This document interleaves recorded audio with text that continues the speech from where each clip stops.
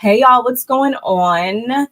I am back to discuss Married to Medicine's season 11, episode 18, which just so happens to be the reunion part 3. And I am joined by my lovely, lovely co-host, my good sis, California Cutiee. Yay, yay, yay. Claps, claps, claps, and snaps. We love it. We love it. We love it. Yes. Hey y'all. We back. Yes. Final part, y'all. I'm thinking, like, now that I'm thinking back, I really do feel like it could have just been 2 parts, and I didn't realize that until this last part. I feel like if we would have like took out a couple things here and there, it probably would have equaled out to just 2 good whole parts. But we can't rewrite history. It was what it was. Nonetheless, it still gave us things to talk about, of course. So we're going to get into all that, I'm sure. Absolutely. Well, thank you for having me back. I thank you again for letting me get off my chest the rest of this season, the rest of, the way the last part of how it goes down. Yeah, there was some things I was just like, Greg. That's all I'm going to say is Greg. That you can sum it up for me. Yeah. Wait, Greg? You mean Gregory. Oh, this man who had his pants, who had a lot of leg meat showing that wasn't supposed to be showing. Girl. Is that the Greg you're talking about? Child. I mean, yeah. He might as well have wore shorts. Yeah, honestly, at this point, I just needed you guys to see this this visual of where my eyes were going to every time the camera panned over to him and his his get up that I feel like didn't really get up and go anywhere except for up his pant leg. With his lion self. Put that picture right up real quick. Look at him lying. What he said. This is a quote from him. You know what? Oh yeah, that's my character to say that. Shout out to subtitles. Shout out to subtitles, because that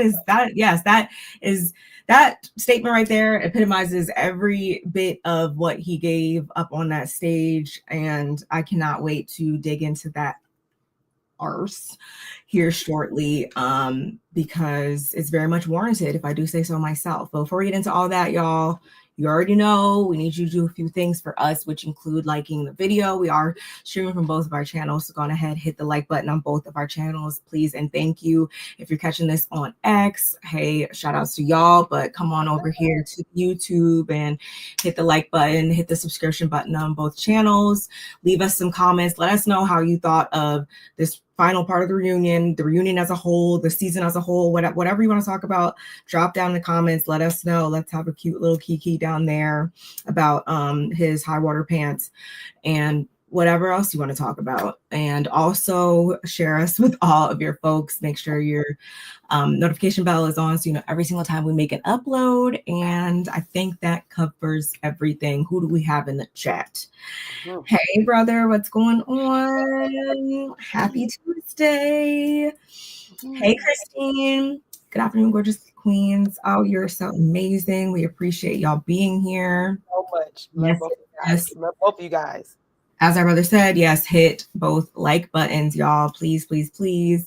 Sorry to watch part 3 because Simone works my nerves.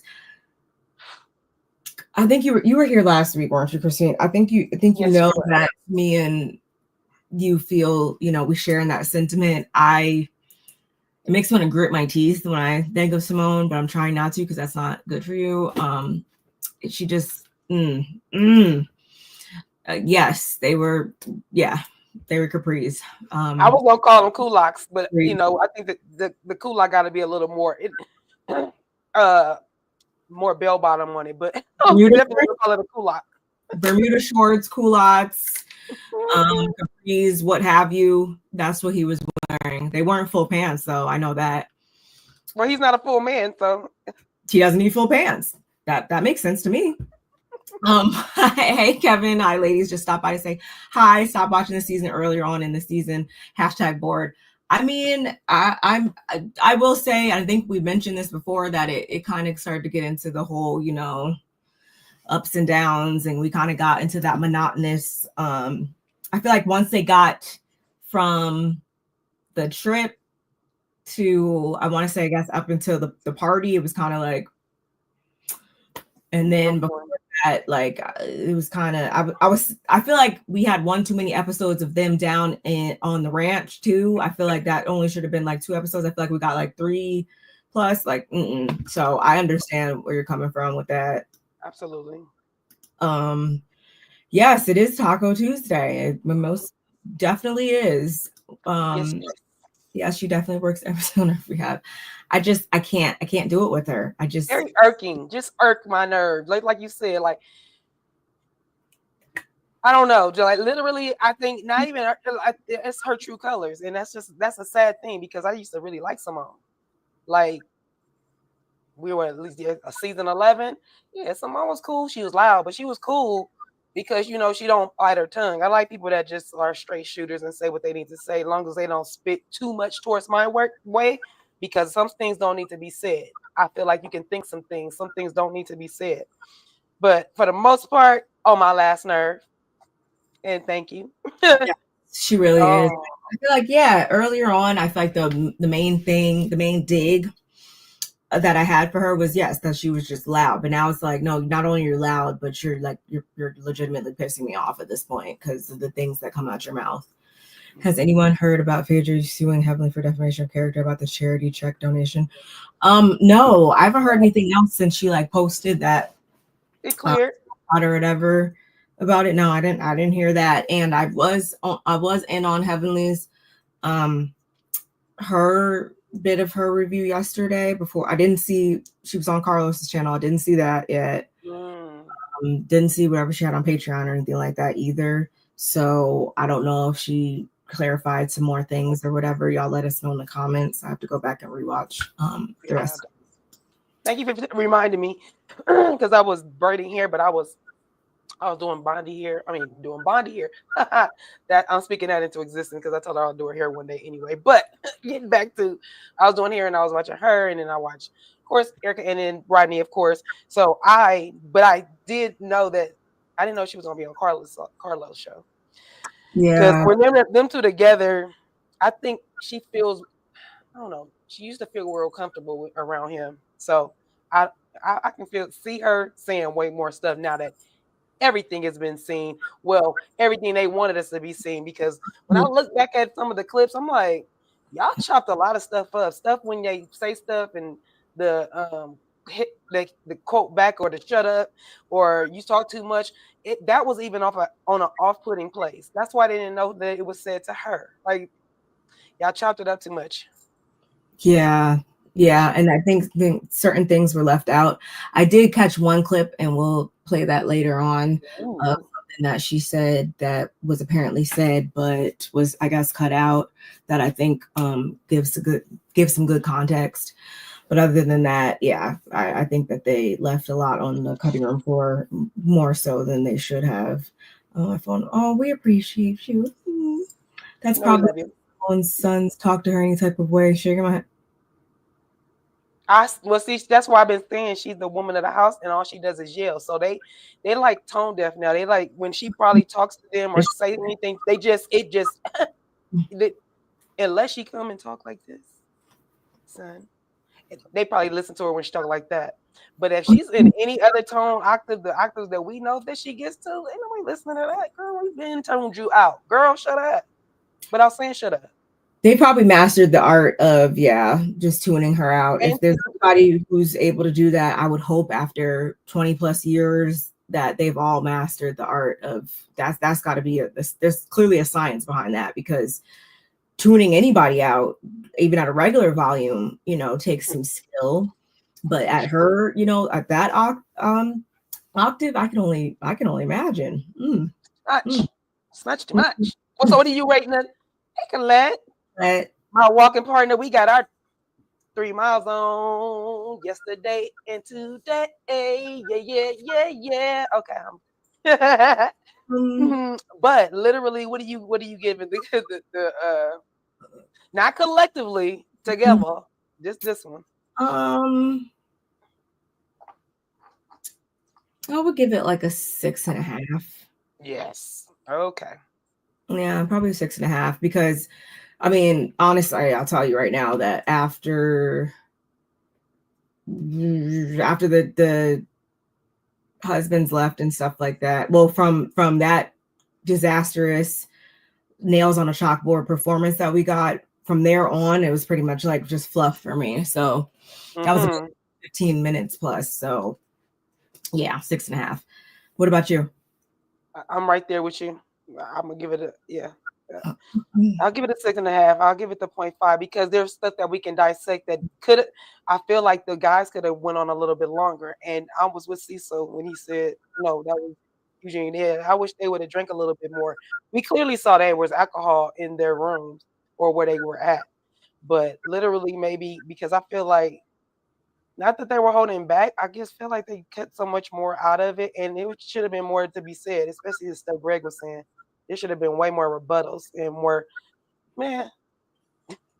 Yeah, You know but what I mean? but then again, when I think about it, maybe there wasn't, because it's just like at one point I feel like we got to a point with him where, and not to get ahead, but like, what more could you say to somebody who is not trying to admit what everybody can see? Like, they would have literally been up there all day, because there was no way that he was going to admit that he was feeling some type of way, even though we saw it. We saw all over your Facebooky coming from, but he just wasn't ever. He's never going to admit that. Simone trying to act like her marriage is perfect, but weren't they going to get a divorce? Yes. Which I can't use that as, people do find themselves, walking the line of, okay, do we want to be together? Is it working? Whatever. Like, I'm not going to say that that's not normal. That happens. And some people, they get them or they don't. But what I will say is, when it comes to her, I think that with her, that's probably one of the things that she has an issue with when it comes to Quad. I would bet money on that. Quad was able to leave a man and a marriage that didn't serve her. And Simone, are you projecting right now because you wish that you would have left? Or know that you might have did a little bit better without Cecil like that. Not like, I mean, like money wise, just the same way Quad did. Like, gathered her, whichever she was doing, and capitalized. And Dr. Jackie, I feel like she should be getting ready to retire. No, she's not. He's probably never gonna. She's like 50, late 50s. Who? Jackie? No, not Jackie. No, not Jackie. I meant Simone. I'm sorry, we were talking about Simone. Yeah, like late 50s. Yeah. Okay. Yeah. I just feel like, again, they tuned her out. So I feel like Cecil drinks a lot. No, seriously, I'm not saying it like that. I'm literally saying that he got a bar at home. Cecil and Seth would get along so well. Yeah. Simone Red Cup crew. Okay. Simone is 58. Yeah. So I just feel like that's his outlet on her, and they kind of like let her have her way. The sons included. Now they don't live at home, so they don't have to do as much. And you would think that she would be less loud, I guess would be the word, because who you yelling at? Or maybe she's angry because she realizes, she's gonna have to work until she leaves this earth, because she's gonna be supporting 3 grown men for the rest of her life. I don't know. We don't know what it is, y'all.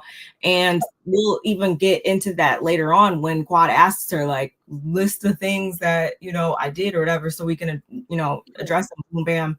Thank you, ma'am. And still, there's nothing. Those people that just has a problem. Can we talk about how beautiful? Oh, you're so beautiful, dude. I love you. Thank you. Thank you, brother. Thank you. We love you. Yes. Okay, y'all. So let's get into it, shall we? Let's do it.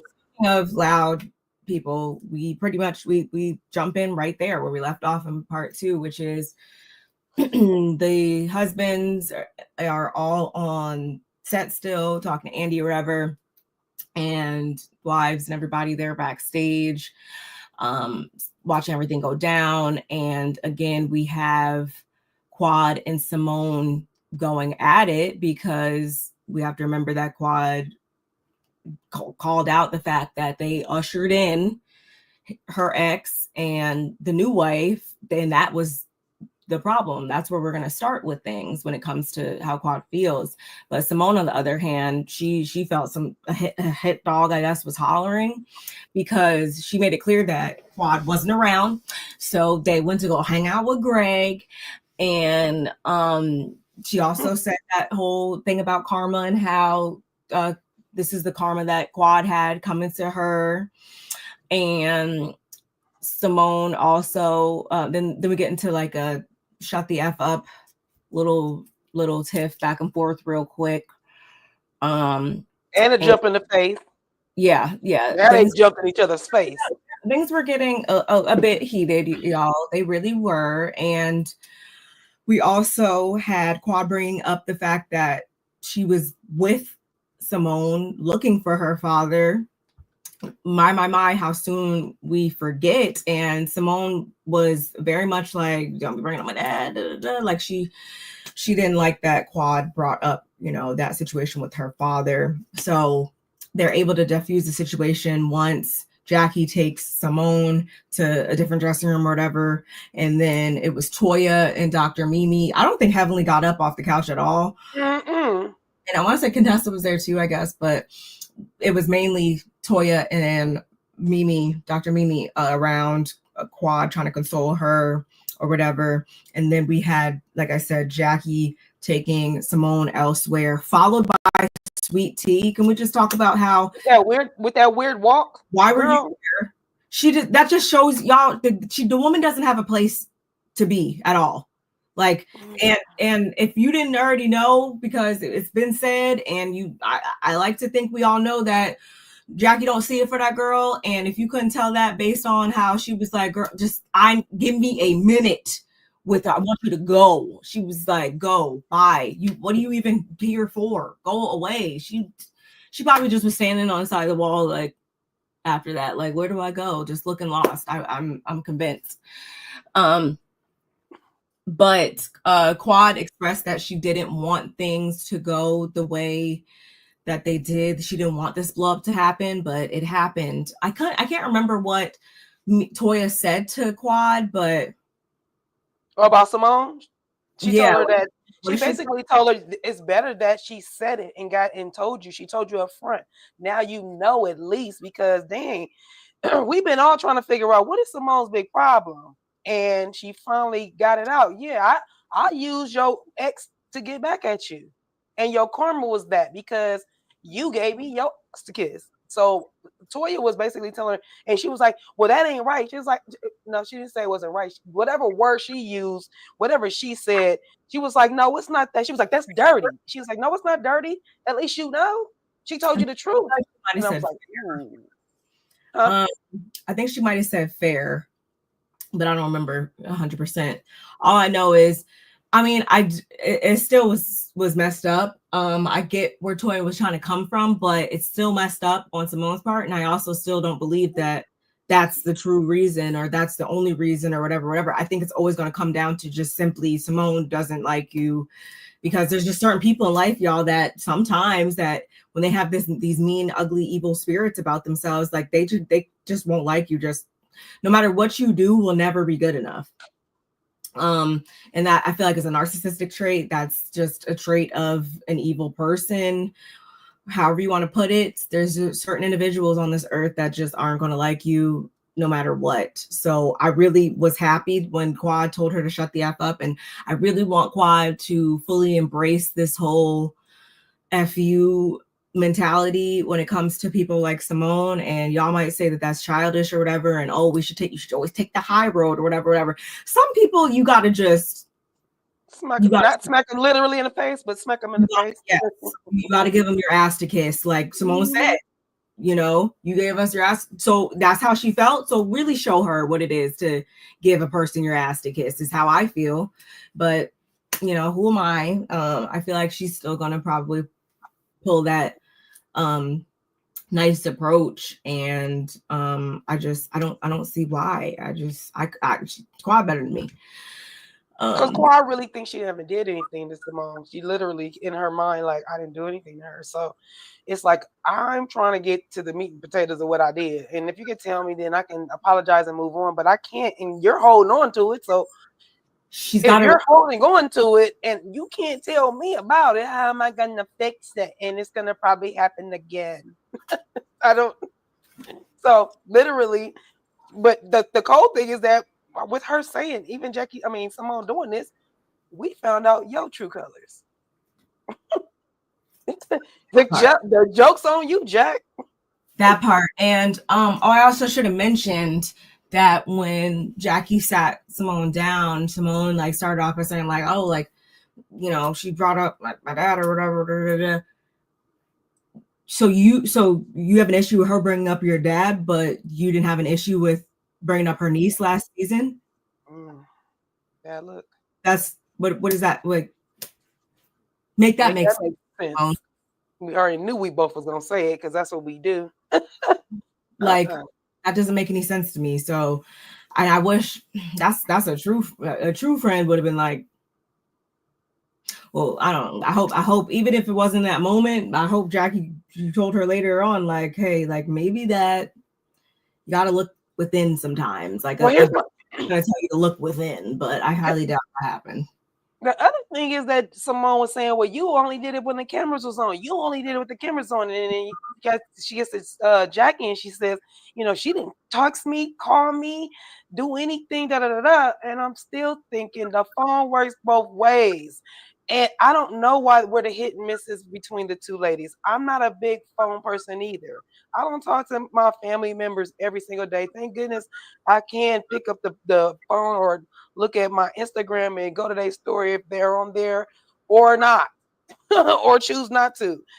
Because like some people are just like that. Like my phone days is way behind me when the phone's plugged into the wall, the real phones, and we stayed on the phone for hours, falling asleep on the phone. So I don't particularly have to be on the phone or call my friend every day or my best friend every day. We're both busy and we get it. So I don't understand the part with Simone. I don't. She's being acting territorial. Like I want you around, but then I don't want you around. I want you around so I can kind of talk about you. Because you know how Quad is. Like when she's around Quad, don't she give that kind of energy off? And they kind of fake phony with each other, which I never like. I'd rather you just be straight up. And if y'all have to be nice nasty, then be nice nasty. It's okay. Y'all know how to coexist. Y'all been doing that. Been doing it. Yeah. And it's not just, I just want it to stop coming down to, oh, like, well, Quad doesn't do this and Quad doesn't do that. And Quad, when it's just like, it's been said numerous times, and we can even scrub their social medias to find out that y'all, it's not just Quad. Y'all don't hang out as a collective, or this person be off doing their own thing, or it's not just a Quad only behavior of her just kind of doing her own thing. And also you have to think that y'all just don't, probably the only common interest y'all have is probably being on the show together. If these two ladies were not on the same show, if the majority of y'all, if y'all weren't on the same show, would this be a group of friends that would probably exist? Probably not. So it's just like, can we be realistic here, Simone? And also, you got to take into account too, like you just said, like the way that you've, came off and stuff like that, and the way that you make it seem like you don't really want her around, like last year kicking her off of trips and stuff like that. It's like, do you want her here? Like this is what I mean when I said before, nothing you do, Quad, is going to be good enough, because you're trying to be around, she don't want you around, then just so she could say, oh, you're not around. Like what? That doesn't make any sense.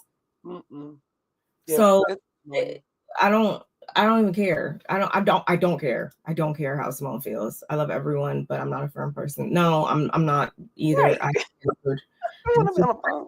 Are in 2025, so I love a text. I love to be text. I think that's not bizarre. I like voice messages. Voice messages are great. Get your point across. A voice text. A voice text. Yeah. Yeah, it's too many, and too many people. To be honest, like literally, you can't. I mean, God, especially just my family alone. Be connected to everybody every second of the day, and the people that work, like people, and that happens. You go to work. When I worked at my last job was at TJ Maxx. When I worked at TJ Maxx one time, I was with a lot of younger people, and they, like me because I had kids their age, or I showed them how to work at the job, and they just really catered to me and was really fun. Did we hang out? Not really, but the commodity was there. I wouldn't hang out with them because they were much younger than me, and I was like, nah. But I'm saying that to say they wanted to. They wanted to because we go to work and we work together and we see each other every day, and I get that. But do you think they was mad if I didn't talk to them or text them when I stopped working or what? Like, that's just, it's a season or things happen. I just feel like Simone puts too much on Quad for her. If that's the case, pick up the phone and be like, "Girl, you ain't called me. I gotta track you down." Plus, Simone, you're a doctor that delivers babies. You're not even on a 9 to 5 schedule, lady. Like, literally. Supposed to call you. Yeah, when I think about them, like, Quad is a lady of leisure. She does have projects and things going on, more freelance, if you will, more and I don't know if just Simone owns her own practice, but you know what I mean? She has her own businesses going on. A little different. Her wiggle room is a little different than yours, Simone. So actually, you should be the one reaching out to her a little bit more, because you're the one, when you got free time, can sit down and be like, damn, I got some free time. Let me catch up. But you won't take that. It's like no accountability on your end. Everything is about, well, Quad, and then the nerve of you to say that, yeah, Quad, all we hear is what we did to you. I say, wait, what? When Quad does that, she usually is reacting to what you're saying. Because Quad, you know how you are. And then Quad says, well, dang, I did this because this, da da da da. And then everybody, that's the new thing. Now everybody's starting from the middle, never from the beginning. I've been saying that since I've been married. And I've been married 13 years, but I've been with him 25. And I've always said that. Like, stop starting from your part where you come in, yo act. This ain't scene 2. Like, stop it. Don't do that. Yeah. I feel like we wouldn't be talking about Quad wouldn't be bringing that up all the time. Yeah, if things weren't asked, or if you, Simone, would offer up the things that you've done and talk about your own accountability in situations, like, okay, fine, let's shift the focus on that. But you don't ever offer up that type of stuff. I feel like it's always glazed over, or you give like some matter of fact type of response, and it's just like, I'm over it. Like, I'm over her. I'm so over I hope she saw herself on TV and realized, yeah, I hope everybody got blamed. You hurt everybody else, but I hope you really looked at yourself like, dang, I gotta let you say what the midget said. Like, let you say what he said. That's not my character, or I got out of my character. Like, literally, you need to relax, because you got way too hyped, and for really no reason. Quad is the one it's happening to. You keep acting like you're the one. Tammy in on the show, girl. Tammy ain't here. Yeah, it's really exhausting. Hi, Feisty. Oh, Hey, Feisty. Thank you. Thank you. Appreciate y'all. My girl. While back on the stage, or the set, whatever you want to call it, Andy, again, he's pressing the guys. Mainly was pointed at Greg, and he asked him, like, why did you feel the need to tell King that you told Quad that she talks too effing much? And Greg's response went a little bit like this, which was that, it was stupid on his part. And he pretty much tried to blame it on being inebriated. Yeah.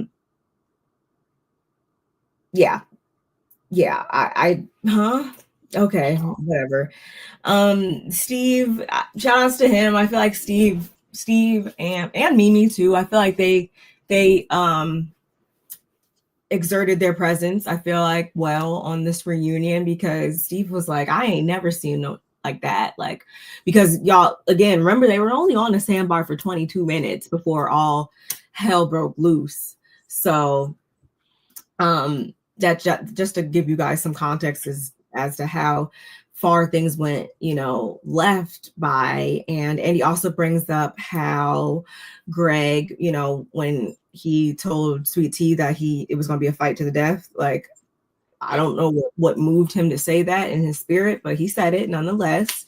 So of course, Andy's going to bring up, like, okay, so who do you think would have won in this matter if that was the case? And Greg, I guess he's not completely out of his mind. He tries to like poke fun and say, like, well, King is twice my age and half my size. But now that I think about it, what Sweet Tea said, maybe it would have been different had we both jumped on him. Jesus.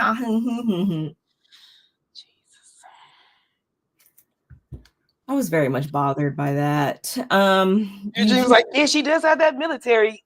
I already know pisses me off. That triggers me like no other, because that woman has never seen a combat environment one time in her life. Shout outs to the airmen, but we know they're the Care Bears of the military. Like, please stop. Like, please don't. Hey, Shar. Hey, Shar. That's my baby right there. Yeah, the bushes are always, there's always a place in the bushes. I appreciate you being here, my love. Thank you. Miss you. Just that just rubs me wrong every time it's said. So, but speaking of Sweet Tea, he brings up the heated argument that Greg and Sweet Tea had, the little hot mic flat moment or whatever. We get that flashback.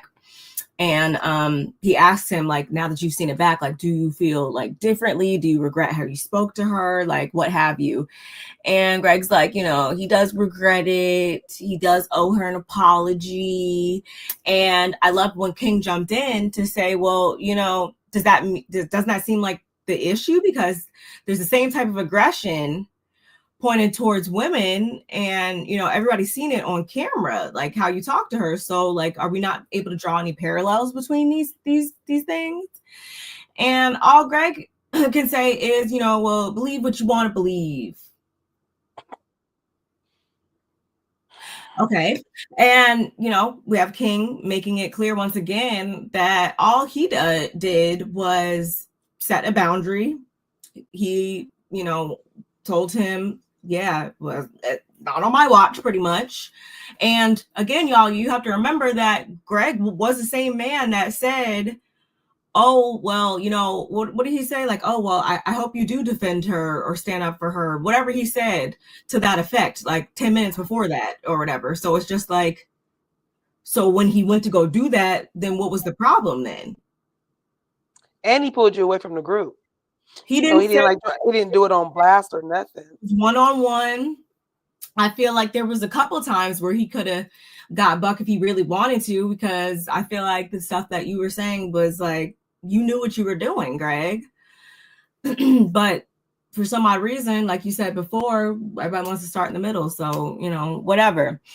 And King also says that he found it funny at the end of the day, the whole charges thing, because he actually called the police station, and what they told him was that they told Greg to stop wasting their time with that whole charges thing. Said there was no charges. Greg's like, yeah, because I dropped them. Like, yeah, I dropped those charges. I stopped pressing the charges. And King's like, dude, there was nothing to press charges for. Like, on what grounds? Like, there was nothing happened. There was no assault that took place. Like, what are you talking about? And Greg you're trying to bully me. Like, you're trying to bully me, and you're trying to bully me, and He really wanted to say, you almost gave me a heart attack, man. I almost stroked out, man. You came at me, man. I almost, man. You don't know what I was going through. My heart was palpitating, man. That's what it was. That's what he. So, like, maybe y'all can tell me. Like who do you feel like started that whole thing? Who do you think initiated things going left? Who chested up to who first, whether it have been verbally or through actions? Who do y'all feel like? I know who I feel like got it started, but maybe I'm crazy. Y'all let me know. You're not crazy. You're not crazy. No, Because it's definitely Greg. Greg, no, he does confess and says a little bit later, but yeah, anybody, let's just be here. Let's be clear. Anybody in that situation would feel a certain kind of way with their ex. I don't care, especially the tumultuous way that y'all ended y'all relationship. You're gonna feel a kind of way, and you're feeling kind of way, and you trying to say it was quiet, but you felt a kind of way, and everything she said was going to piss you off. Everything, anything she said. The sky is so beautiful, my man. Being here with my man, oh, that's all you need to hear. You don't want to hear that, but it was okay when you are on her platform doing it with your wife, and your wife is fine, and you brought your wife in front of your friends and and everybody, and she's so young, and da da da da. Everything was chummy chummy. We rubbing elbows, everybody having a good time. But the moment the tables reverse and you are still with Sweet Tea. Yep. So the problem for me is, why are you so upset when you have a woman, you're good, but you're mad at her, which means that is an unresolved, you still got some type of feelings toward your wife. You need to go get checked out for that. You need to go talk to somebody, get those feelings out, whether it be that even if it, I think he's trying to keep saying that it's like, oh yeah, it's the way she keeps coming at me or trying to come from my character. I'm like, she don't really have to do that. You did that yourself. She really can talk from facts. And from those facts, you, the hit dog hollering, you know there's something wrong with it. So go get it checked. Go get it fixed. And now that you face to face for it and it came out like this, you literally need to go find out that y'all, both of y'all got some unresolved. For me, Quad is different because she had to watch Greg and T, and so her intake was different. She was the first one. He was first to she had to see him first do it. And not that she felt any kind of way or whatever. She did leave the marriage, let's be clear. Wait, that's another thing. You ain't got to tell everybody that you left the marriage. I wanted out of the marriage. No, you didn't. We were all there. We were all there. That's literally the truth. And the only reason why you would even, I feel like, utter out of your mouth, that you wanted out of the marriage at any given point would have probably been because you were losing control. That's probably the only reason that you could even come up with wanting to leave or leave the marriage, is because you need to have somebody who is, like you said to Sweet Tea earlier on in the season, right? Naive. You need somebody who's naive, right? So and another thing, born before you go on to the next scene, don't y'all notice how sweet Greg, when he was talking, especially to the men, he looks up first and then he turns around and look at them at the last thing he says. I'm like, ain't that a sign of a liar? Yeah, that's a sign of a liar. Little ticks and stuff like that in certain years. I can indicate things like that. So yeah, that's probably his thing. Yeah. Okay. I just want to point that out. I was watching a lot of body language, a lot of hints. Shout out to Erica De Niro. She was saying the same thing, but I was noticing it again today. I really was like, eyes blinking, but that could be production. That's the only thing that I don't like, is because if they don't pan out and give us a full screen, we only can see the reaction of who they want us to see the reaction from. If they're talking from a distance and we can see everybody at the same time, I feel like while that person is talking, then when we get the real reaction. So sometimes I don't know if those reactions be real or what, so yeah. You never quite know what production, what they chopped and screwed. But Andy's like, can we move on from this? Like, can we move past it? What have you? And Greg's like, I don't think that we can, because he has this tarnished opinion of me. And once more, King makes it clear that he didn't come into the situation with any preconceived notions. Something occurred. He addressed it, and he let him know that, again, he was trying to set a boundary. Like, hey, that might have happened in the past, but while I'm here, not on my watch. It's a no-go. It's not going to be a second, third, fourth, fifth time. Like, I'm going to stop it right here and right now. And Greg's like, well, anybody who's a party to somebody trying to destroy my character, then I just can't be around. You destroyed your own character, sir. So we're supposed to turn a blind eye to the things that you do and how you come off, and when you're in the wrong, to try to salvage and not tarnish your character. Like, you did that yourself by your actions. No accountability, none. I was like mind blown at this point. So Curtis, actually, of all people, speaks up to say to Greg, well, actually, or you actually apologized before we went down this road. You apologized for what you said to Quad. Shout out to production for rolling that footage. And Greg clarifies that he apologized to King for offending him by what he said. So Curtis continues on to say, well, if that's the case, all he's saying, right, is for you to apologize to Quad then. And this is where then he is like, whoa, I can't admit, like, that makes perfect sense, but I gotta try to figure out how to avoid taking any accountability. Let me spin it.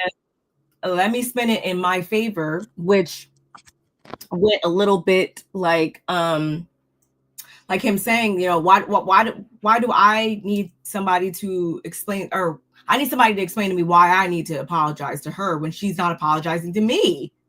All while looking in the sky, because he was trying to think, how can I spin this? Okay, and that's what he said.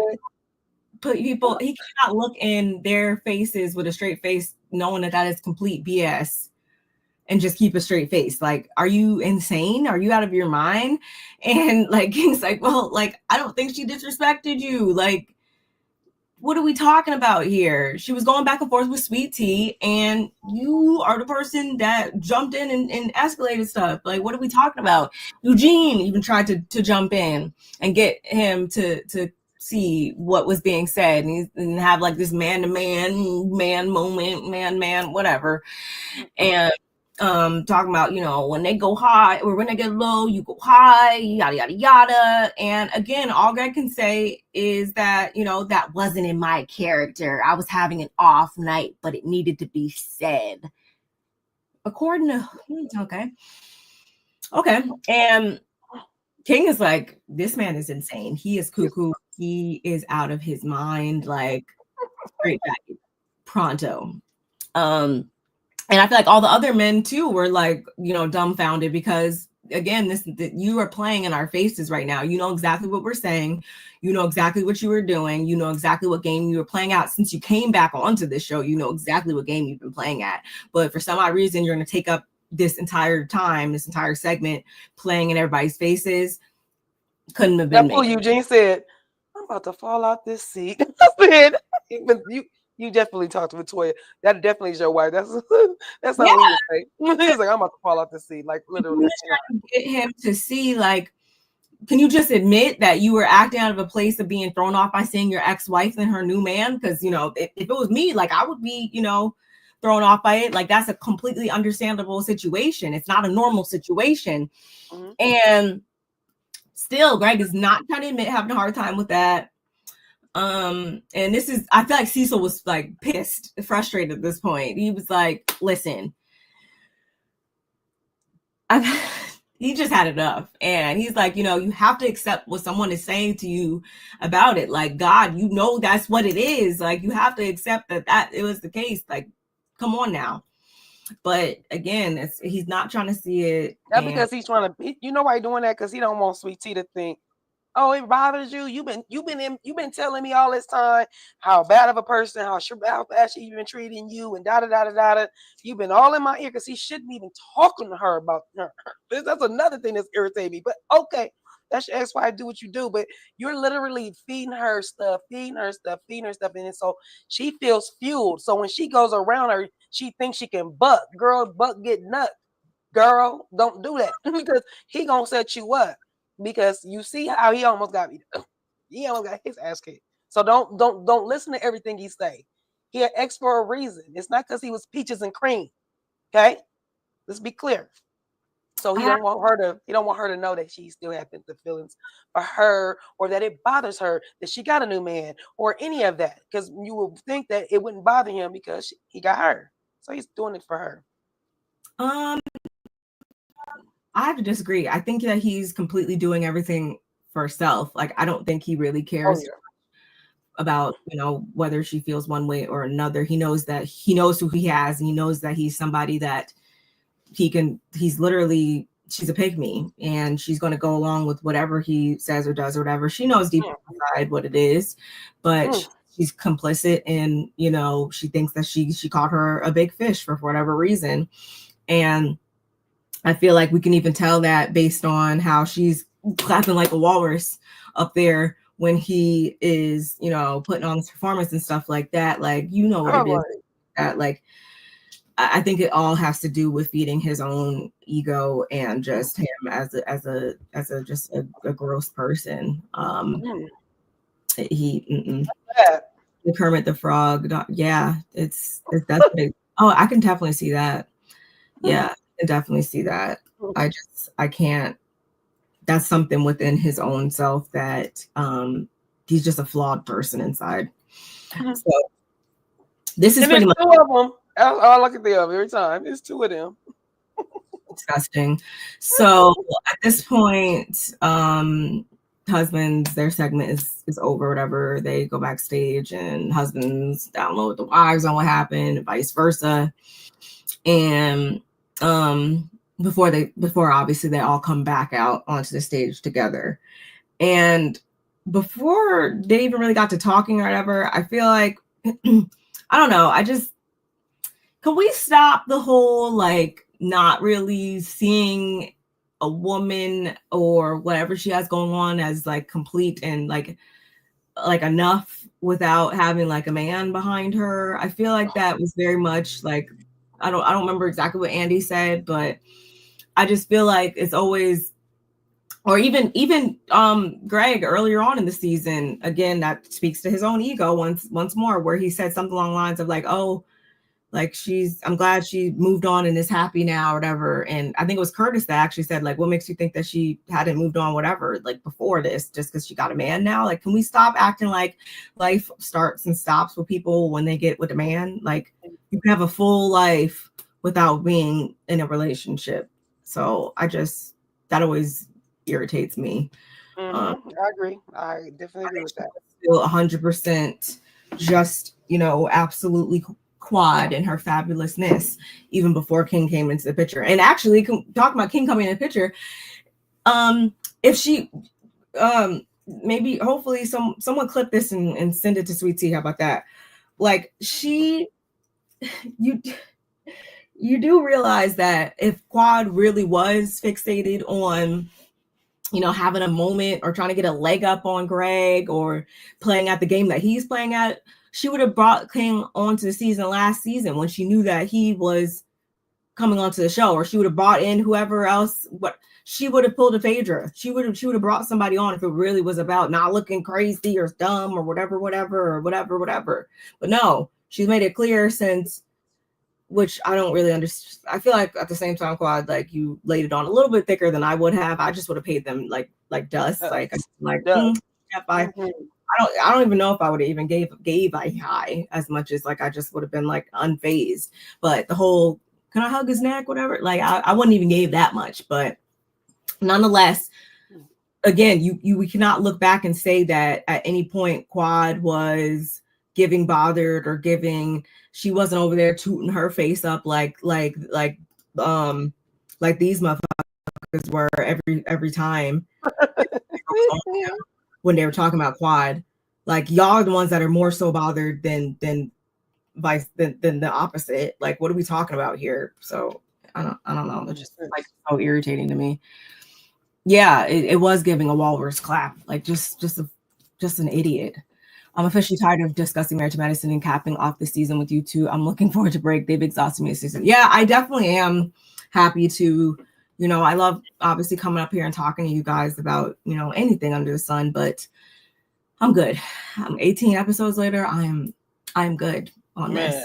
That took us on a journey. And it's crazy because we didn't even get to really discuss Mimi. Like, she's very interesting, and we didn't get none of her in there because they were so busy climbing and trying to make this storyline pop, and y'all did, and then it went left. Like, everybody used production, used Quad story, And then Greg and T used the same story. Then they was like, we all go, like, everybody had an alternate, how you say interior or itinerary?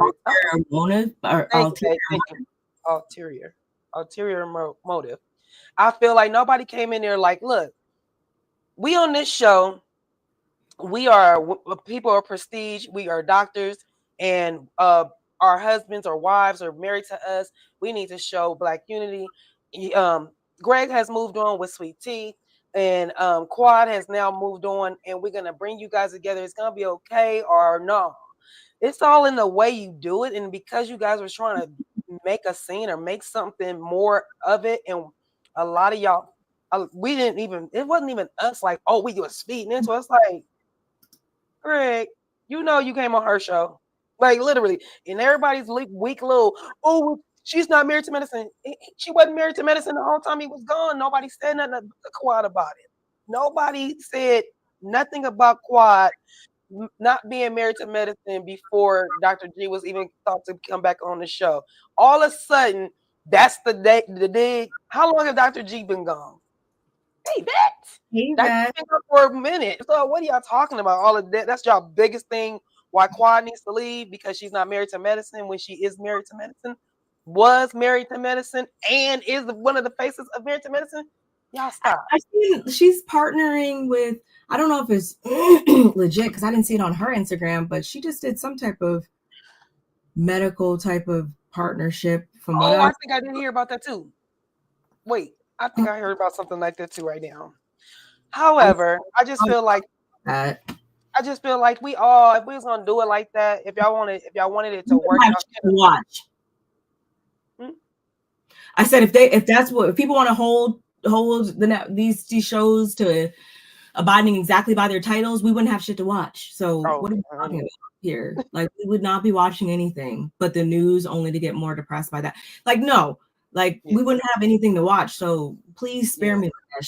Like, I could go into depth with this subject because we see it across the board. We see it with Housewives. We see it with other reality TV shows. Nobody cares about that being the title. Like, anyway, Quad, like I said before, she asked Simone, like, so what was that you were saying about karma? Like, what was the karma you were referring to? And all Simone could say is, once again, she's tired of hearing over and over again that y'all did this to me, etc., etc. She's tired of hearing what they did because, what did Quad do? She wanted to keep her life a secret and not feel comfortable trusting us. Then, what were we supposed to do other than move on with or without her? Like, what was wrong with that? Pause right there. Even though she didn't pause there. Yeah, go ahead.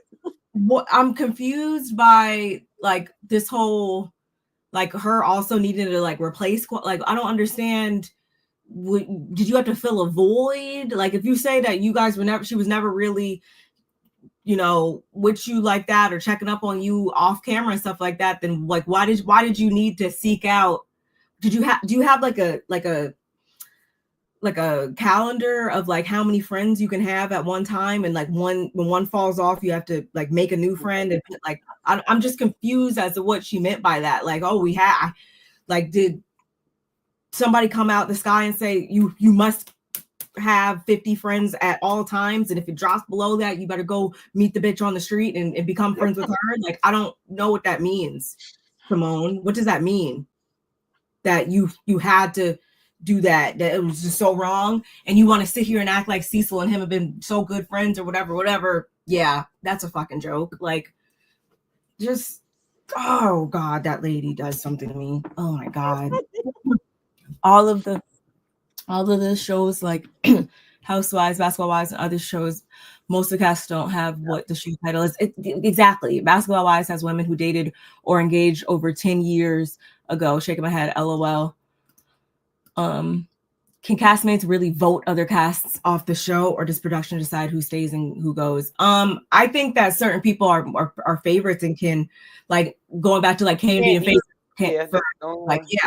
Like it was in their best interest to keep a person like Candy, who has so much, to work with, and so many additional people and personalities, and has the ability to make them more money in the long run. It was more advantageous for them to keep on a Candy versus a Phaedra. I definitely think that. And also, yes, can they play it in their favor where it's like, well, I don't want to film with this person or whatever. If nobody wants to film with you, then that's going to cause, an issue for a person, I would like to think, and their longevity on a show. But no, ultimately, like, no, legally, no, nobody on the show should be able to vote anybody off the show. But of course, I mean, they play reality politics, I'm sure.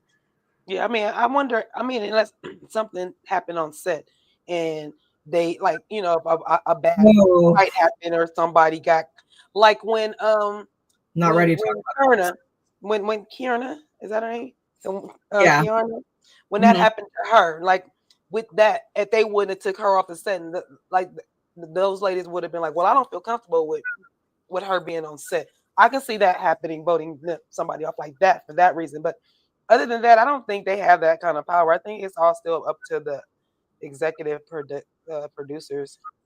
If they had that power, then certain people would be like, they would be able to advocate for themselves and not be out of a job. Like, so, Right. Sure. Yeah, obviously they go in there and try their hand at stuff. I'm more than sure. And we can see that based on, in light of really recent events on other shows, we can see how that dynamic might have played into certain people being removed from shows, while other people have rode the lines of what should and shouldn't be allowed and have remained on shows. Like, I think, yeah, there's a lot to talk about with that in light of recent events. Oh yeah. So Quad had asked Simone that, and that's what Simone said, and I just was so bothered by that. Quad was like, well, I didn't say anything was wrong with that, and Simone tries to say that she didn't usher them in, but Quad was like, you just said that. Like, what are we talking about right now? Please be real. Simone's justification, though, is that Greg and again, like I said before, she tries to say that Greg and Cecil have been friends this whole time. That's never wavered. That's never changed, etc., etc.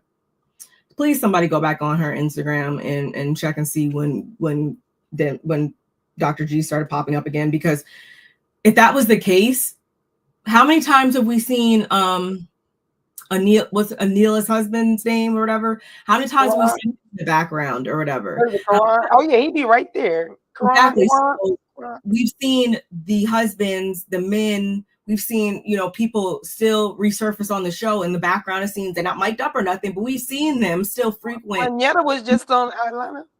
Yeah, we've seen these individuals be in the background. So if that was the case, at some point, Greg would have popped his ass back on the show if him and Cecil were just that good of friends out of all these years. So Simone, again, what are you talking about? That doesn't make sense. Once again, you're just saying stuff just to say it.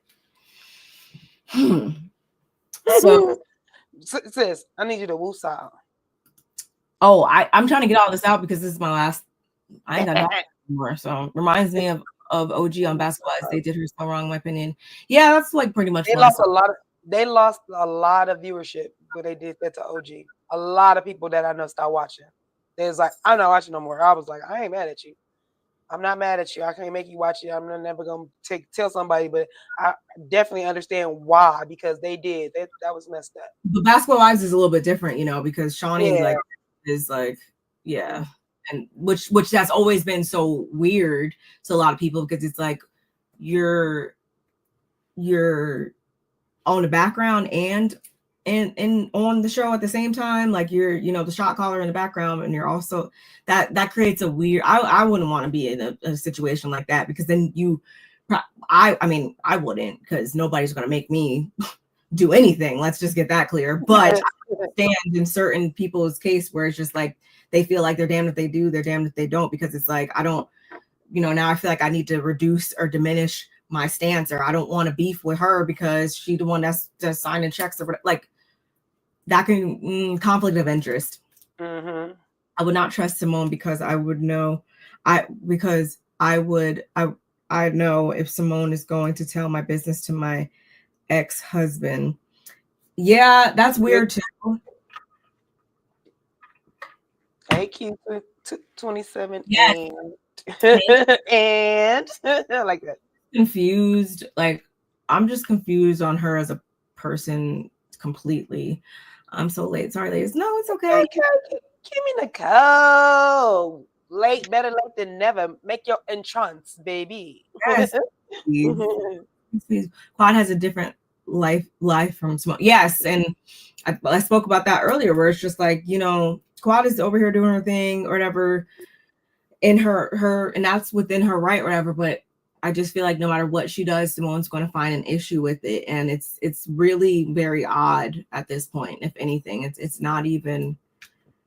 And the fact that the other ladies aren't like turning their head to be like, Simone, what is up with you at this point, is beyond me, because I'm like, this, she's crazy. I think Sweet Tea is starting. I wonder if Sweet Tea thinks that. I don't probably. I don't know if she didn't get it. Has any thoughts. I think her mind is just like blank. Yeah. Or it's just it's just about Quad, like as a person. It's just like quad. Like that's all that's in her mind at all times, I'm sure. I think you're right. Speaking of Quad, I want her to stop trying to figure out where she went wrong with Simone and all that, because like I said before, she could be doing everything right and somehow Simone will still find things wrong with it. I need her to recognize that. And she said that there's some things that she needs to let go of as it pertains to, flashback to last season's reunion and stuff like that. And what Simone purposely said. That's the thing. She's supposed to trust you, but you admitted to purposely divulging what you divulged last season on the reunion. Like, but I'm supposed to trust you and feel comfortable telling you my business. How about she had to see if it was even gonna work? That might have been jinxy to, girl, I didn't met a man. Oh, it's a month in, or it's 2 months in. Like, how can I be with him like 6 months or more before we probably, you don't know what the circumstances was with Quad. And remember, she was still in mourning too. There was a lot of things going on with Quad.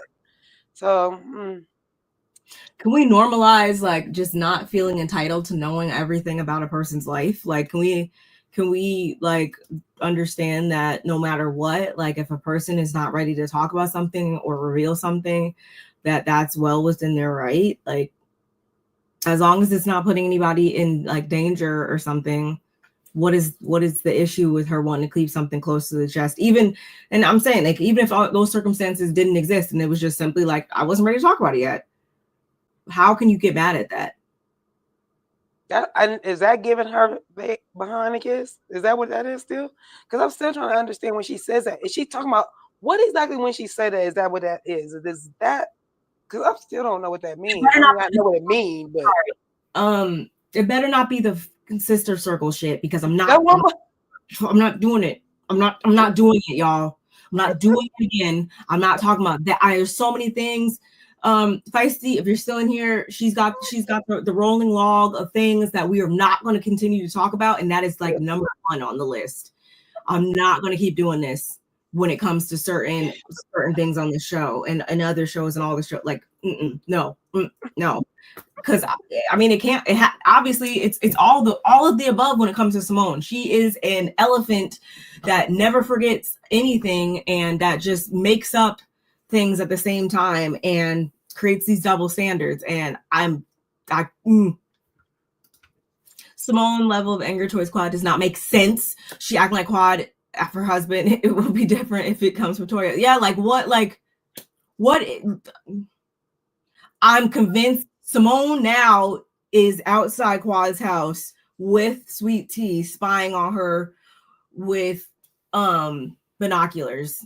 I think they both are doing that now because it's not making any other sense. Now. It's not making sense. It's not. Done with Simone. I can't do it. I can't do the sister circle I can't do Heavenly's YouTube. I can't do Quad not answering her phone calls. Yes. I can't do you guys acting like you don't see that.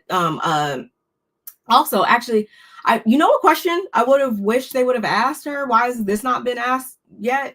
Why hasn't anybody asked Sweet Tea, Andy? Why haven't you asked Sweet Tea how she feels knowing that, since it's been confirmed by her husband, knowing that he, put his hands on her and stuff like that? I want to know what she would have asked or what she would have said when Andy asked her how she felt knowing that, he put his hands on her and et cetera, et cetera. Sure, I'm sure she would have flipped it in a pick me way, but I'm just curious as to, like, genuinely, how do you feel knowing that?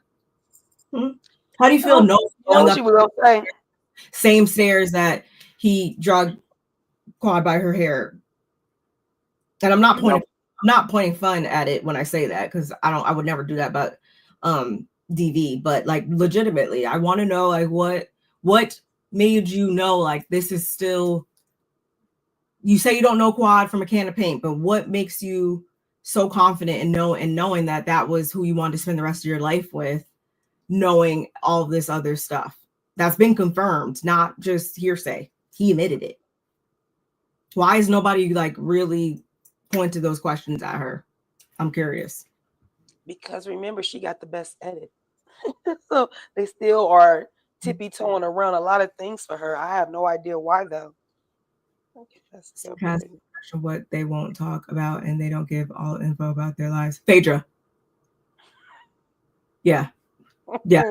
Exactly. Phaedra for 200.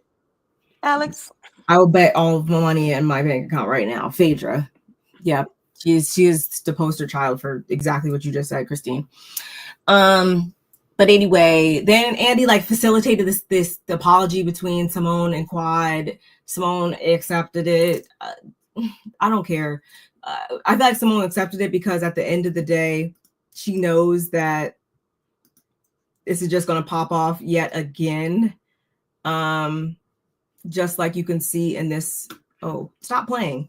In this 1 second, this clip right here. And I feel like Quad is just like playing the game with her own rules, which, I mean, I respect at the end of the day, because as you can see, someone said, I'm so confused. Simone says she was good with you and she's been posting messy stuff with Country Girl for the last few weeks. Quad said, Simone has to deal with her own issues that she's holding between us. Trust me, it changes every 3 minutes and I'm exhausted. Just like Nene Leakes said, if we were once friends and you liked me, but you didn't like something I did, you can talk to me about it. You don't go and get with the enemy. Like, so, like, Quad sees her for who she is. I think she's just trying to, I mean, if she's doing it to keep her job, if she's doing it to, just, again, take the high road, because I feel like this also speaks to, some people are just like that. Some people just literally, you can't bring them off of cloud nine at all if they're really just, in a great place in life, that they don't even have the energy to even retaliate or respond in a certain way. So maybe this is just an example of her being just really, truly unbothered and in a great place, to the point that it's not even, there's no point in me even trying to make sense and get through to a person that is not trying to understand stuff. Maybe that's what this was. I don't know. Do y'all think that Simone might be mad that Cecil still is friends or brings up Quad too sometimes? This right here. How do you lie? Like, but I don't, like, because when you say, but he admitted that things went down, like, how, so you saying, was there an invisible pew pew to his head when he said that he was coerced and forced to say that? Did she drug him and make him say that? Like, it's one thing, again, if he didn't say that, but if he's admitted it, then that is the argument, you would think. But like I said, she will find some way to flip it. So I don't even know why I wasted my breath saying that, but I just would be curious. I still would be curious to hear how she scoots her way out of that question. I wonder if someone talks to her patients like that, all loud and unprofessional. Apparently she has really good bedside manner from what I've seen said. I will never know. I'm good with never knowing that. I just have to take it for what the people say, I guess. I don't know. I don't know, but I just no, because when I did work like at Hallmark and stuff like that, I would get in there and act just as white unless you got me out of character, like thinking you about to talk smack to me because I work at Hallmark. I will come out of this little tag real quick. I'm gonna take my little 10-minute break. I'll be right back and follow your ass in the mall. Don't play with me. But I did that. I did that a couple of times, and I ain't even playing with you. Like you talking smack to me. You thought that this job meant you thought this was a career. No, I do hair. This is a side job, bro. What? Don't I don't just, do it. I couldn't, like, had I gone to Simone and then I watched the show afterwards, I'll Oh, be so disgusted. yeah, me Like, even too. if you be the best OBGYN there, I just would be so disgusted because I'm like, how could you just like, that's something within her as a person, like, even beyond the show. Anyway, their conversation must have moved heavenly in some way that she then turns to Contessa and apologizes to her and wants to, fix things, move forward, yada, yada, yada with her. She said she doesn't want to put her friends in that same situation she was in when you were asking about did she move or did she sit there? She sat there like a stone, like looking at what was going on because she, in that moment, yes, as they were arguing, she didn't even want to get up and grab one person because in this group, if you grab one, oh, you didn't even care about me, you would go look at me.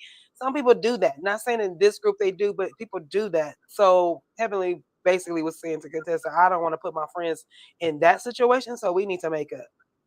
Yeah, so she turns to her to apologize and do all of that, and Contessa actually accepts it. Y'all let us know in the comments if you think that that's going to persist going forward, or I just was like, okay, Heavenly, you could have kept that because I really just didn't even. It just wasn't believable for me. But look, Barb, I'll find out after we go off and I watch Heavenly live and see what she says. She can't hold it. She gonna say some. She gonna say yay or nay, or either way, we'll know. I'll know when I find out. Heavenly could have kept that, but okay, girl, do what you want. Of course, Andy needed to ask King when he plans on putting a ring on it. He says, no pressure, but it's coming soon. Whatever. Okay, you like it, Quad? I love it, but I just, again, can we not focus so much on like just other things? Trying to get married, yeah, just let everything happen like it's supposed to. Exactly. And that's actually when I took this screenshot of his face. That was that, like, yeah, that was this point. Yeah. Just every single time, y'all can't tell me that, like, look at Quad's face when things are said, and then look at their faces when things are said. Two totally different demeanors. Two totally different. She was beaming. She was looking back at her honey every time they talked, and it was like very endearing. And then it came to them two, they was just like, and Sweet Tea couldn't even hold her face together, and he was blinking so much. I was like, this is weird. Y'all weird. It was, yeah, I think it was a waste of time too, but whatever. And yeah, forgot about the teeth thing. Yeah, so who knows? They're probably already on bad terms again, which is why that's another thing that can be added to the list. Y'all are just gonna be forever, and as long as I don't have to hear about it, y'all can feel how you want to feel. I don't care. We know what else I don't really care about. I don't really care to talk about whether or not Simone and Cecil cheated by putting Steve on their team. I didn't care about that. Oh Lord. I didn't care about Quad further explaining her sex life and how it's, thebomb.com. I don't care about Curtis and Jackie's sex life or lack thereof either. A viewer asked if Quad hadn't been so boozed up, which would she have been so quick to trash Greg? Again, she expresses that she was not trashing Greg. She was just speaking highly of her man. And I shouldn't have to bite my tongue when it comes to speaking highly of my man just to spare that man's feelings over there that decided to come on to a show that he knew that I was on, doing my thing on, et cetera, et cetera. So that's all. I think that's what Andy, he was like trying to gain some understanding of the situation by saying like there seems to be a lot of unfinished business between Quad and Greg, and as a result, King and Sweet Tea are basically caught in the crossfire, and Sweet Tea agrees to that, whereas Greg also, he agreed to that, and Quad on the other hand, she was like, well, you know, Sweet Tea and King, they have nothing to do with anything that transpired between Greg and her. So I mean, yeah, I can understand that. I do think that, but the difference is, Sweet Tea puts herself into it by the things that she says, and we got to think back to the 15 times a week comment or whatever. She was the one that opened up her fish lips to say no, that lies or whatever she said. Like, she's the one that I feel like be barking up a tree and inserting herself into things that she shouldn't have to insert herself into, or also trying to police the things that Quad says because she's talking about her husband or whatever. We'll keep my husband out of it. Like, okay, I can understand if Quad was just saying stuff to say stuff, but a lot of times it's to respond or to clarify things that, again, she's, oh God, sorry, I dropped my cup. Anyway, how is she? It's probably Simone and the hex. Anyway, like a lot of times I feel like Quad is responding, or you can't tell her what life that she lived.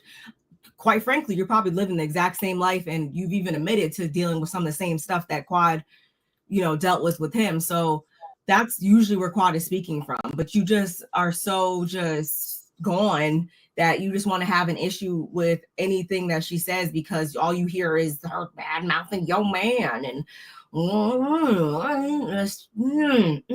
just want to just shake her. You notice? I noticed. Oh, go ahead, pull that out.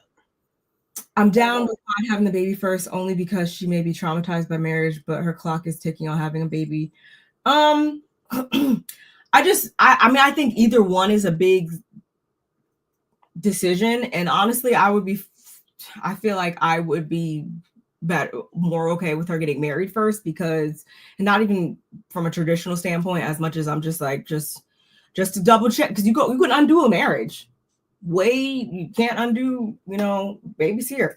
So, so not wishing ill will on them, or not me trying to question whether or not they're good for each other or anything like that, but just, you know, you just never, I don't know, you never know with people. Like, the more time I feel like you invest in the front end trying to figure some stuff out is better on the back end, I feel like, a lot of times. Did you notice that I put on my note sidebar, did you notice how Jackie is a little hitter? She's a little hitter. Like, she, even when they show her and Curtis, remember when he said 0, they had 0.5. Yeah. And Whoopi, and then she took the clipboard and she was hitting him with it. And then there's like another scene that I seen her hit him again. And then there's a scene where she did it in the back to Cecil. She was hitting him when they were all back there for whatever reason. And I was thinking to myself, oh, so this little lady, and it don't be nothing like, you know, like how you play and you might tap a person. It be like real hits, like bop, bop, bop. I was like, oh, okay. So you be bopping them. You be bopping Curtis. I see you. Maybe. I didn't mean like super mean way. It was playful, but I can just tell that's her thing. Like Curtis be like, you know, like backing up from her, like, okay, you got me. Yeah, my grandmother, my mom's mom was the same way. She was definitely, yeah, but hers used to hurt. She was very strong. That's what I think that be happening with Jackie. It's playful, but I think she be really striking them. Yeah, I mean, honestly, again, y'all, I would never condone DV, but I mean, Curtis. Anyway, I'm gonna just leave that at that. And so, like I said, Andy, he was trying to, I guess, make sense of the situation, and he ends things with the guys by saying, if there's anything that Greg wants to say to or own up to when it comes to Quad. And Greg's like, he wasn't in a normal emotional state that night, and he was really angry of some things outside of the situation. And when she said those things, he reacted viscerally, which wasn't his typical response. And because he made a response that wasn't typical for him, he will apologize for that. Word salad. Word salad. Where's the wrench? She accepted the apology, but even if she did, like, regardless, y'all, that doesn't mean that now, because I feel like they'll use it against her next year. Well, when you apologize, he apologized, you accepted it. That doesn't mean that she wants him in her space, though. Mm-mm. And I'm totally okay with that. And yes, Toya, you did start it. I'm glad that was said, because Toya definitely was fanning the flames during that pool party with no pool. That's just what it was, a pool party with no damn pool. Stop. What a beautiful pool there, though. Stupid. Quad is still trying to make it abundantly clear that when she's speaking highly of her man, when she's singing him praises and stuff like that, it's not that she's taking shots at Greg. However, it's not her responsibility to coddle his emotions and his feelings. And for whatever reason, Sweet Tea needs to say that, well, she would like Quad to not mention her husband, which I already just told you how I felt about that. And I can mention my ex-husband if I want to. I can mention mine ex-husband if I want to. Just know you that. mention on your YouTube channel every week unprovoked. So what are we talking about here? That's stupid. And then Greg chimes in to say, well, he felt like she was casting a negative light on what he was doing by saying how she left him and did all this. And it's just like, no, sir, it was your wife once again that inserted herself into stuff. But okay. And Quad's like, no, like, I left him. I filed. Had she not said that, I wouldn't have said anything about it. That's the furthest thing on my mind. Like, nobody think about you. Andy had also asked her about what she thought about Greg pressing charges. She thought it was childish, ridiculous, etc. And done because his ego was bruised or whatever, and he wanted to kind of have a leg up on them, so to speak. And I feel like because I'm assuming, yeah, that's why Andy asked Damon his feelings on stuff, because Damon's been a lot more vocal this season than he normally is, and has let us know that he was not in agreement with how Greg handled the situation. And what he pretty much said was, what was understood by the guys is that you're not going to talk to my wife crazy, and I'm not going to talk to your wife crazy. It doesn't need to be verbally expressed, but it needs to be abided by. And if it's a line that gets crossed, then there's going to be an outcome. That's his rationale, and I feel like he's stuck to that pretty much all season. And Greg is like, well, of course you're going to take care of your mate. Of course, you're going to, look out for him and stuff like that. But when you're insulting people, and I loved when King jumped in to be like, he didn't insult you. Like, what are you talking about? Like, that didn't happen. I felt insulted. I felt insulted. I felt insulted. Yeah. They should have asked at what point were you insulted? Because I need you to explain, Lucy. Explain it, because I don't understand what you're talking about. If I'm telling you she didn't throw no insult, what was insulting to you? Tell me. Yeah. I definitely, yes. What I say, she's obviously she doesn't need to heal from, like, this will be her first time having a child, so it's not like she has anything to overcome in that sense. Yes, she obviously does have things that she's still overcoming, based on that, just horrible, toxic marriage that she was in. Yeah, I agree. I can understand what you're saying. Yep, that's a good point. Thank you. Y'all, that's so sweet. Yes, we're throw that. I did not like Dr. G saying he could have went after quad money. And the last I checked, the ladies from the show get paid, not the guys, which is why we don't understand why he's here. But yeah, this is actually the point where they kind of started to that was the next thing that was said is, you know, him going on beating his chest, talking about everything, you know, that she left him and he gave her everything in the divorce, and you know, he could have came after her cash, but he didn't. And she's like, well, I helped you build your practice. You helped me build my practice. He had amnesia when it came to that. It was a whole leprechaun. You made me eat nothing. Everything was just like a little leprechaun. He just like a little leprechaun. It was just crazy. I mean, but that's the thing. Like, yes, could he have done that? Sure. Yeah. They were married for what, over 10 years? They were married for a minute. Yeah, he could have. But then that poses the other question, which is, if that's the case, then half the time y'all want to talk about she's a gold digger or et cetera, et cetera. So like, which one is it? Was she a gold digger trying to get your money? If that's the case, then he shouldn't have been like, I'm confused.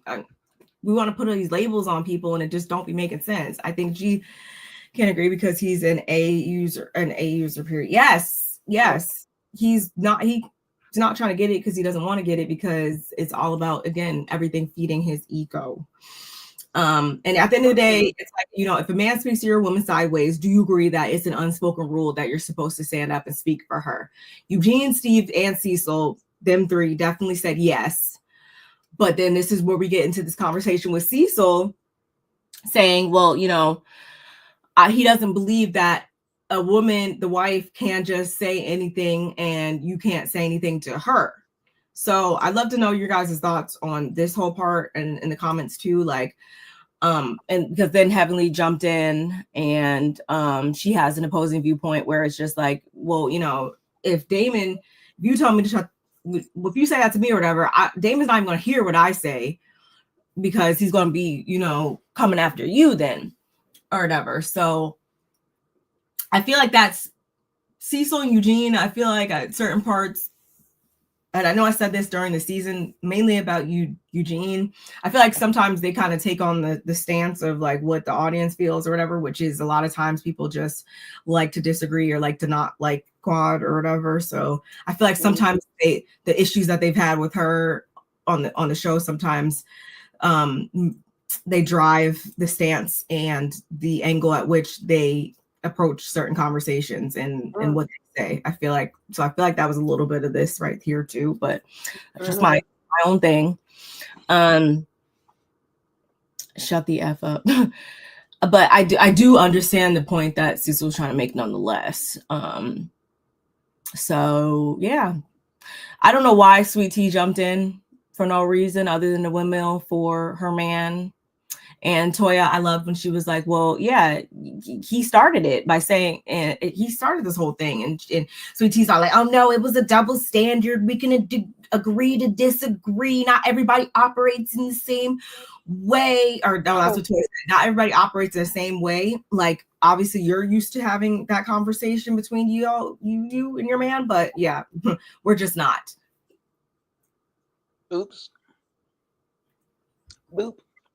And that's what I'm saying. Like, we need to stop normalizing, like, anybody who sympathizes with Sweet Tea and stuff like that on a lot of this stuff is either A, just straight up because they just don't like Quad. Want to take that side. And also, I think it has a lot to do with seeing yourselves in her situation. So it's more comforting to you can feel for her because that's something that you guys can empathize with more. Mm-hmm. Which, if that's the case, just like they said, you need to talk. Well, just like Toy said, that's when we realize we need to talk to somebody when things are, yeah, you'll have disagreements and stuff like that, but that's when we realize we need to talk to somebody. Yeah. So just like they need to talk to somebody, y'all need to talk. You that are watching, you need to talk to somebody too, because that's not normal. That's not going to fly. That wouldn't fly with me. So I don't know what else to say, but that wasn't cool. Talking about some, oh, we're still working on learning each other or whatever. Y'all got moved too fast anyway. That was just way too fast. And I get it. He wanted a baby, but y'all moved too fast.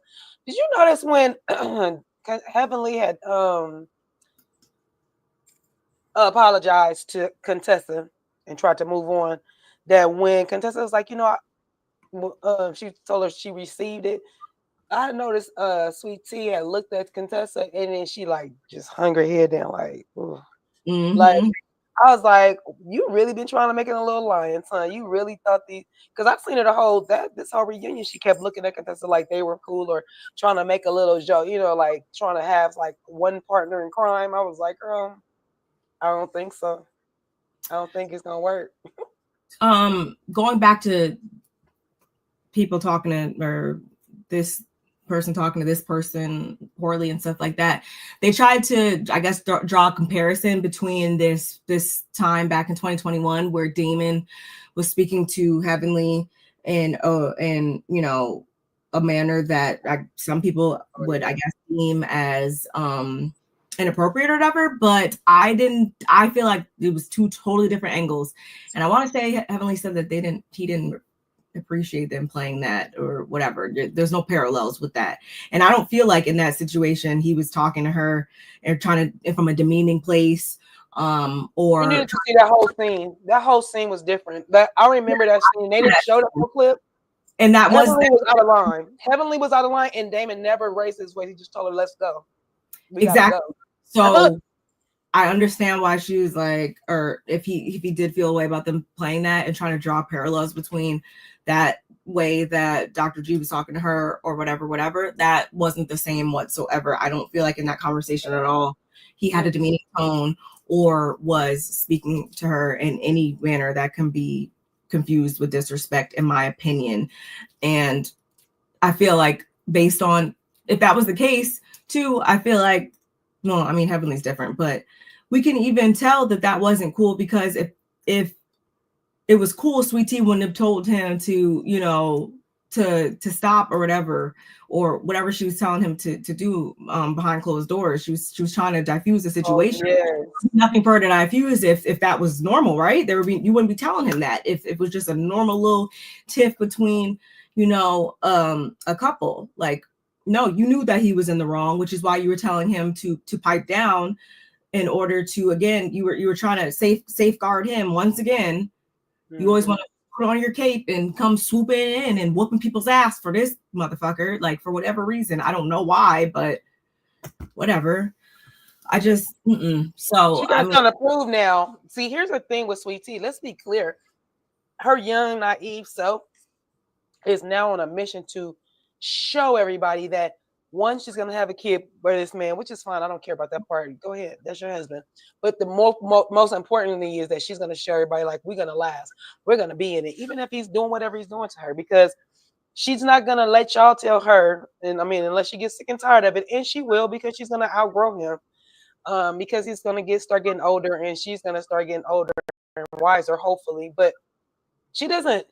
For me, I don't think that she looks at him. I mean, she looks at everybody else like, well, we all supposed to. Our marriage is supposed to be us against the world. So that's how she's looking at it. Like, it's us against the world. And so she's not gonna let y'all know if she's gonna have an excuse. That's just how we are. That's just how we talk. Oh, that we just still learning each other. Like, they got an excuse for everything. There's never gonna be a real. They're never gonna tell us the real. And she's gonna continue that on until she gets sick and tired. Exactly. It'll happen, and I'd love to know. Y'all let us know in the comments how long you think they're. I mean, again, in normal circumstances, I would never wish bad on anybody's union, but I would love to know how many years y'all give them, because she's going to get tired. She is. I agree. If the baby don't come first. Oh God. Also, the way Sweet Tea told King that's our normal was sad, and she didn't realize it. Exactly, because then she was quick. That was the next thing. She was quick to say, well, that's our normal, King, and you should not even say that. I was like, oh my gosh. I was like, insane. It's weird to watch them go against the grain with everything that we say. Them. Bless you if you sneeze. But literally, I feel like everything somebody says, and it's like, no, that's not what we doing. We doing this. But we just watched you do what we just said you did. No, that's not what we did. What we were doing was this. And that's what I'm telling you. Okay, but I saw you do that other thing that I just told you. Okay, what you telling me? So that's the thing. Maybe is it a psychiatrist thing? Because maybe since she got it together. I don't know. So can these four individuals coexist? Cutiee believes they can because she's obsessed with Quad low-key and wants to be around Quad low-key, of course. Quad, on the other hand, she doesn't want to put her man or herself in a compromising position where things can get out of control. It's difficult for her to really put a timestamp on that right now and say that they can coexist in a happy, merry way. Then directly following that, we have a just nails on a chalkboard, just disastrous, cringy AF performance by Simone. Greg. And he pulls off his stuff. He has a access to the money t-shirt on and I'm free on his hat, looking and sounding equally as stupid. But he had his number one fan right there cheering him on. Yay! Apparently he was looking at Quad at one point or whatever, and that was probably even worse. For her, I gotta hear you now. You're looking at me. You're in my. It's just too much. But that was the way in which we rounded out things with the guys. And again, we had already said earlier, to me, I don't really have much to say about the last 10 minutes, honestly, because they started talking about, if anybody went below. I think Andy asked Mimi that, did anybody go below the belt this season? She says Heavenly, but they're working on her tone and delivery. Okay. Good luck. Eddie, who is Eddie? Andy asks who could benefit from learning to take a joke. Simone says all of them. Simone, it's mainly you, I feel like. Contessa, she thought her ugly ass outfits were funny. It's a compliment because it gives, it means that she's being noticed. I guess it's all press. Really? All press is good press type of vibes. Okay, sure. Andy also asked Jackie whose cornbread is falling into the wrong places. I'm messy, so I would love to know who you guys think cornbread is falling into the wrong places. I'll let you guys fill in the blank on that one, because I'm here to laugh and I think I already know who you guys are gonna say. But anyway, Jackie, of course, she pleads the fifth. Jackie, whatever. Quad said that she had that pretty round brown though, so that's cool. I am okay with knowing that. Don't care about Tori and her Birkin. They play Who Said It, and everything that was said was something from Heavenly's mouth. So you guys need to step up. Step up your. She definitely said, "I don't want to play," because she already knew it's gonna be all about her. Y'all need to step up your verbal game. I don't know what to tell you. Oh well, don't really care. Heavenly, she did say nice things to Sweet Tea. Sweet Tea said nice things to Quad. Quad said nice things to Sweet Tea. Contessa said nice things to Heavenly. Yep. That's really all that I got. It was the last 10 minutes, 15 minutes, like I said before, y'all, was fluff for me. Didn't really care too much. Yeah. They could have had the men stay out one more segment there. Their segment could have been a little bit longer, like I said. Let's say, I know it was, because they even said 45 minutes later when the ladies came back out, or when they were joined to come back out or whatever. But yeah, I just feel like they could have. I was with who said it? Cecil. One of them said they should have got wasted before they should have drank. They should have got shit faced before they got out there and came. And I was like, yeah, because then we would have got the real. Yeah, I think that was that one, because there was this point with Eugene talking to Damon about he brought up how Damon called Dr. G a coward or whatever, and basically that's fighting words normally or whatever. And I feel like again that was, I don't know if they're trying to make him not. I'm just why he said that, Eugene. Mm-hmm. You know why we feel the way we do about Greg. So why are you trying to now you trying to be on his team? Is it because again you're at the end of the day you remember that you weren't always on good terms with Quad? I don't know. It was just wow, okay. He was being cowardly. Oh well. I will end on, there is this, like I said before, I have this clip that Heavenly, shout out to the Bravo Shade Room. Let me share my screen. Not that.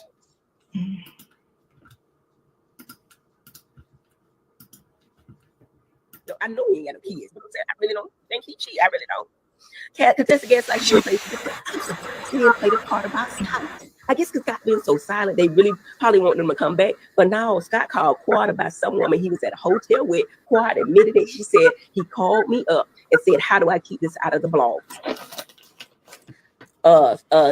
Quad told him, "Listen, get your wife. The main thing you want to do is get your wife." And that's how we got in the conversation of she saying, "I'm being miserable." Because my answer wouldn't have been your titties after she said I'm miserable. My answer would have been, you must be miserable because you done filed for divorce 3, 4, 6 times. You done filed for divorce at least 3 times that we know of. Allegedly. One time you lied on camera and did not file. You filed a year later when we wasn't even around. And then you canceled the divorce proceedings right before we started filming. A few months before we started filming. Per Simone. These are Simone's words. She looked it up. She said she got the ask her. I don't think she'd lie about it. I don't think that. I really don't. I know he ain't got no kids. Shout out to she threw Simone under the bus though. That's funny. I'm glad she did because Simone deserves it. That's crazy if that's the case. I could believe he called Quad. That's crazy. Quad. Unless it was never mind. I was like, maybe it was one of Quad's friends. I mean, Quad knows the girls. Maybe I don't know, but no, I could definitely believe that divorce filings happened several times in this. I can't, just like, that's one thing that I will agree with when it comes to Greg. The only thing that I will agree with is, like, I mean, I don't know what you do. Like, I don't put it past nobody. Ain't nobody above or below cheating. So, hey, if that happened, messy. But as you see, y'all, apparently that's got cut out according to Heavenly. I would have loved to hear it. I would have loved to see what contestants. What? Huh? You said he what? Who? Did they respond to this? Did this couple respond to this?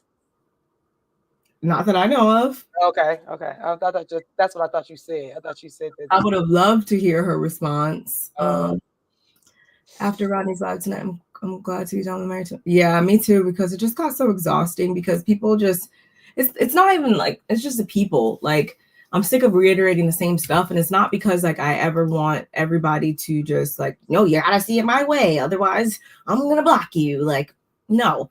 But it's just like, at some point, we got to be real here, y'all. And I feel like it's because a lot of these the only time I feel like get passionate about stuff is when it's like real life things that really do happen in real life situations and stuff, where it's just like, have the tables been turned, much like how they went around and asked everybody, like, well, if the roles are reversed and your ex came into you're down to your job or whatever, like, you would not be, that wouldn't be well received by you or whatever. So let's stop moving the goalposts just when it comes to people that we don't like. I try to be objective all the time because at the end of the day, a fact is a fact, and I don't like people playing my face, so I'm not in the business of playing other people's faces. And I feel like that's a lot of what we see on this show, is just people just watching it and trying to play in each other's faces when it comes to what we're seeing and how they would normally react to the same situations. Mm-hmm. And also trying to act like rewrite history. You can't do that when it's on tape.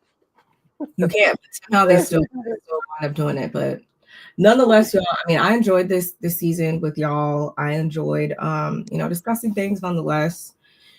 This is my second season reviewing the show. And I mean, I'll be back next season, God willing.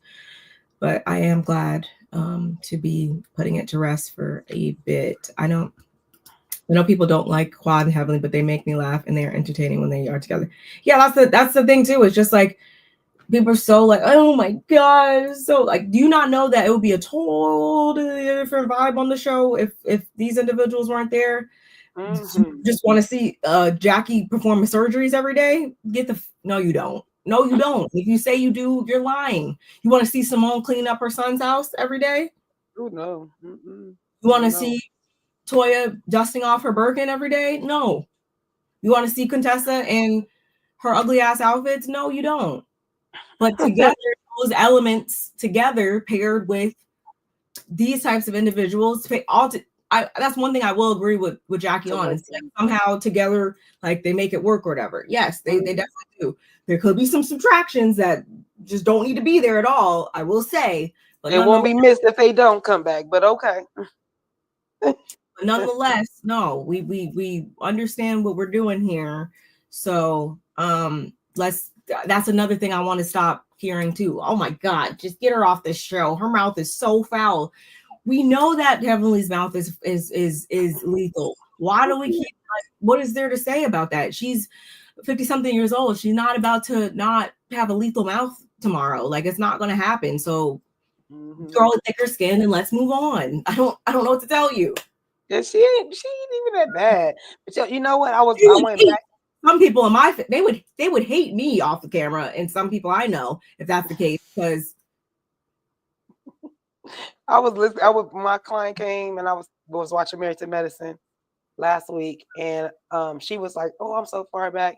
I said, "It's okay. I got Peacock, so let's find out." So we went back to like season 6, the end of season 6, somewhere around there. Right? Girl, the way Heavenly was cackling, that laugh, I can't do it. That look. I said that was the fakest. That used to be her fake laugh. Like that used to be her red cup fake laugh. That's what that was. I said, yeah, no. So yeah, I'm gonna miss the girls. I want to miss the girls. Okay. So thank y'all, but we want to miss y'all. Yes. And shout out to everybody who's in the chat. We appreciate you. Again, don't forget to like, comment, subscribe, share, do all the things. Follow us on our social medias that are scrolling along the bottom of the screen, as well as linked in the description box, all the things. And yeah, let us know your thoughts on this episode, the season, our commentary, everything. And yeah, we'll see you talking about this next season. Bye, guys. Bye.